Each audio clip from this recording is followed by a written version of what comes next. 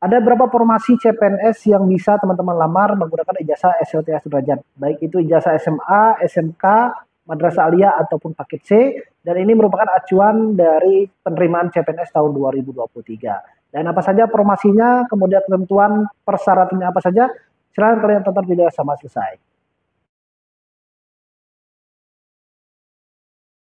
Assalamualaikum warahmatullahi wabarakatuh. Bertemu lagi dengan aku Miri dan masih di channel Mr. Miri.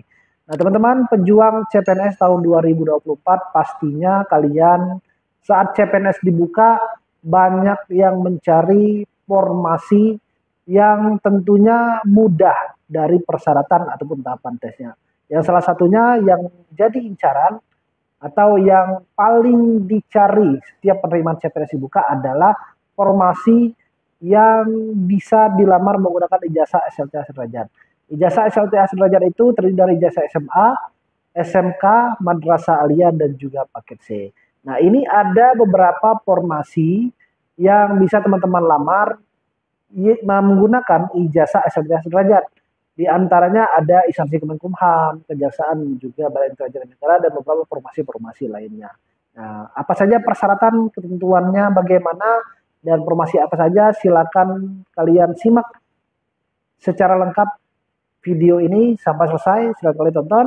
Dan sebelum itu, yang belum subscribe silakan bantu subscribe, yang kalian belum like atau ada yang ditanyakan nanti silakan komen, yang pastinya subscribe agar informasi terbaru yang nanti akan saya sampaikan kalian mendapatkan notifikasinya. Jadi aktifkan notifikasinya, jangan lupa, agar perkembangan terkait dengan penerimaan CPNS untuk teman-teman semuanya dapat kalian update secara berkala. Nah, formasi CPNS pertama ya yang bisa teman-teman mendaftar menggunakan jasa SLTA adalah instansinya Kemenkumham, formasi penjaga tahanan atau lebih sering disebut dengan Polsuspas. Formasi Polsuspas atau penjaga tahanan ini menjadi primadona. Setiap penerimaan CPNS dibuka pasti menjadi juara satu ya, dengan pelamar terbanyak setiap tahunnya atau setiap penerimaan CPNS dibuka. Nah, ada ketentuan yang harus kalian ketahui sebelum mendaftar CPNS formasi penjaga tahanan ini. Ini sebagai acuan kalau nantinya buka 2024 ini kalian sudah tahu apa yang harus kalian siapkan, apa yang harus kalian ketahui agar nantinya kalian semakin siap lagi. Nah, untuk instansi Kemenkumham formasi CPNS penjaga tahanan ini, yang pertama wajib dilamar menggunakan ijazah SLTA sederajat. Tidak bisa mendaftar menggunakan ijazah D3 atau S1. Walaupun kalian sudah ada, tetap kalian ikuti mendaftarnya menggunakan ijazah SLTA sederajat. Bisa ijazah SMA, SMK, semua jurusan ya, Madrasah Aliyah, dan juga paket C. Kemudian usianya minimal 18 tahun, maksimal 28 tahun, 0 bulan per tanggal pendaftaran. Ya, itu maksimalnya. Jadi 28 tahun maksimalnya. Tinggi badan, pria 165 cm minimalnya, dan wanita 160 cm. Boleh sudah menikah, jadi yang sudah menikah, sudah ada anak, nggak jadi masalah ya. Kalian boleh mendaftar formasi penjaga tahanan atau Polsuspas ini. Tidak pakai sertifikat apapun, tidak meminta persyaratan sertifikat apapun. Komputer, bela diri, TOEFL, ya, nggak ada diminta. Kemudian boleh pakai kacamata. Untuk kalian yang minus ya, atau kalian yang ada gangguan dengan mata, kalian harus mewajibkan pakai kacamata, boleh. Kalian pakai kacamata, mau kalian minus, kalian plus, boleh. Jadi silakan kalian mendaftar. Tanpa persyaratan BMI. BMI itu adalah massa indeks atau berat badan ya, itu tidak ada, hanya persyaratan tinggi badan. Kemudian wajib pakai akte lahir. Akte lahir ini wajib digunakan sebagai persyaratan dari Disduk Capil. Dan surat sehat ya, surat sehat dari rumah sakit pemerintah, bukan dari puskes atau klinik atau dari paskes ya, tapi dari rumah sakit pemerintah atau rumah sakit TNI dan juga Polri. Jadi pakai surat kesehatan. Tidak pakai syarat nilai. Jadi walaupun diminta transkrip nilai sebagai persyaratan, tapi rata-rata nilai ijazahnya tidak diminta. Walaupun nilai kalian berapa itu tidak jadi masalah.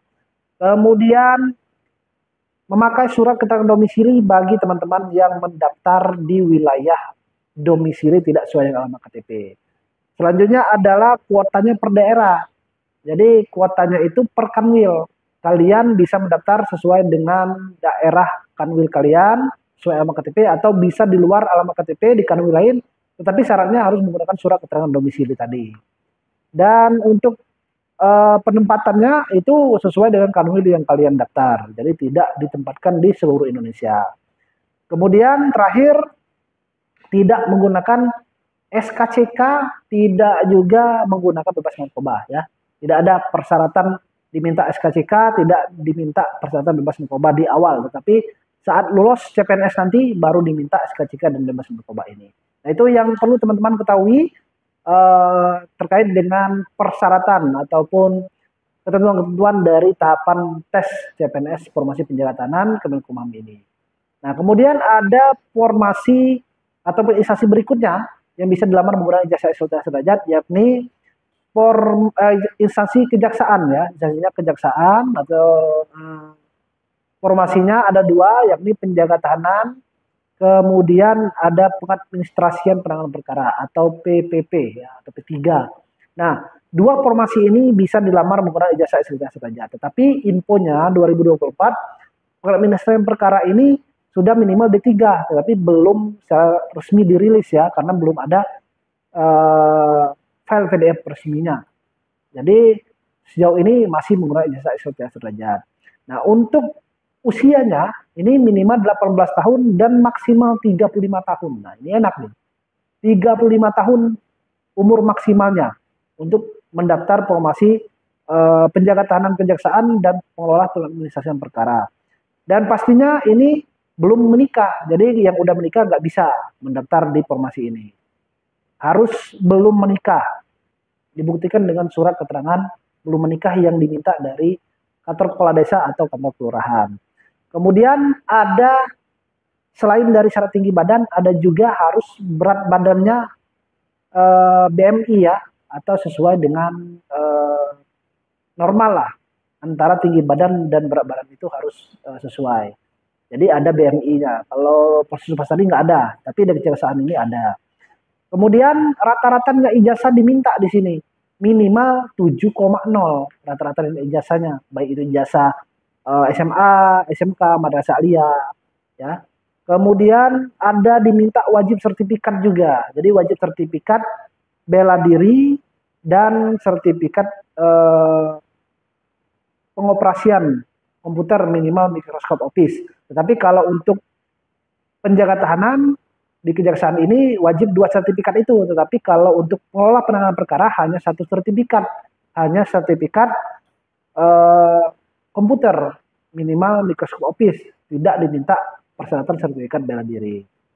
Nah, untuk kuotanya ini antara kuota pria dan kuota wanita ini digabungkan. Jadi tidak ada kuota wanita, tidak ada kuota pria. Kalau di pos tadi ada kuota wanita, ada kuota pria ya.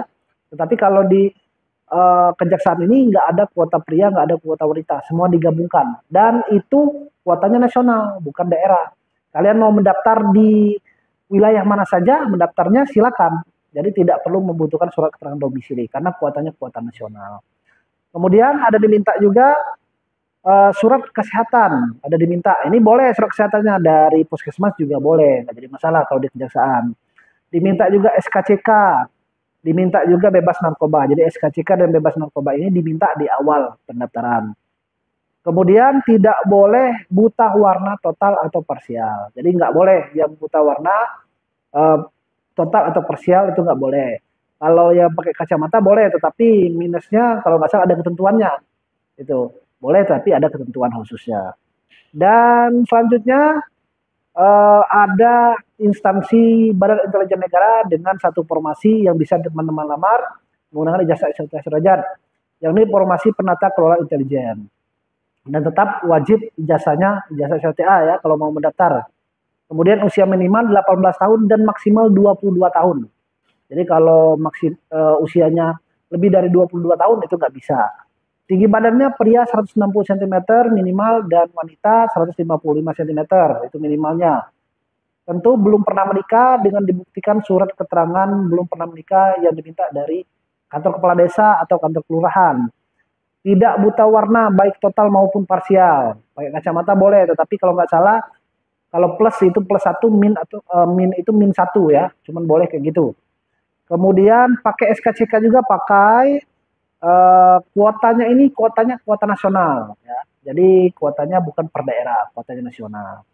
Dan nilai rata-rata ijazah ini diminta juga pada formasi penata kelola intelijen, ijazahnya BIN ini. Rata-rata nilai ijazahnya lebih besar, 8,0. Nah, ini rata-rata nilai ijazahnya. Nah, untuk mendaftarnya ketiga instansi ini tadi, kalian saat CPNS nanti dibuka, kalaupun tiga formasi ini dibuka lagi, kalian hanya bisa memilih satu formasi saja.